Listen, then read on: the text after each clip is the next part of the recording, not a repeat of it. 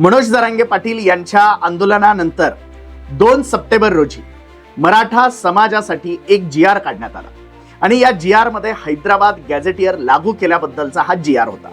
मुळात असा कुठला GR काढून गॅझेट लागू होत नसतो ही वस्तुस्थिती आहे।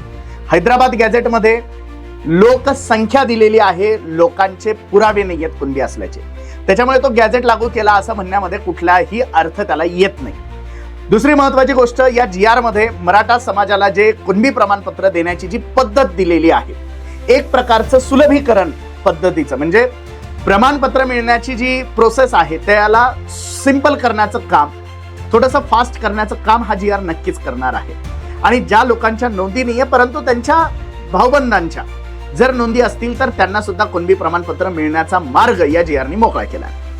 असं असताना, इतका लीगल हा GR असताना, कोर्टामध्ये याचिका फेटाळलेल्या असताना देखील छगन भुजबळ असतील, लक्ष्मण हाके असतील, एकीकडे ओबीसी महासंघाचे बबनराव तायवाडे सांगतायत की बाबा यांनी नुकसान झालेलं नाही, हा कायद्याच्या विरोधात नाहीये, ज्याच्या नोंदी आहे त्याला तुम्ही कुणबी प्रमाणपत्र मिळण्यापासून कुणाचा बाप सुद्धा अडवू शकत नाही, कारण हा संविधानाने दिलेला अधिकार आहे, हा घटनेने दिलेला अधिकार आहे। तुमची जात जर आरक्षणात जर असेल आणि तुमच्याकडे त्या जातीचे पुरावे असतील तर कुणाचा बाप देखील, किती बोंबा मारल्या, शेरोशायरी म्हटली, गाणे म्हटले, धमक्या दिल्या, कोयते काढले, तलवारी काढले, तरी सुद्धा अडवू शकत नाही।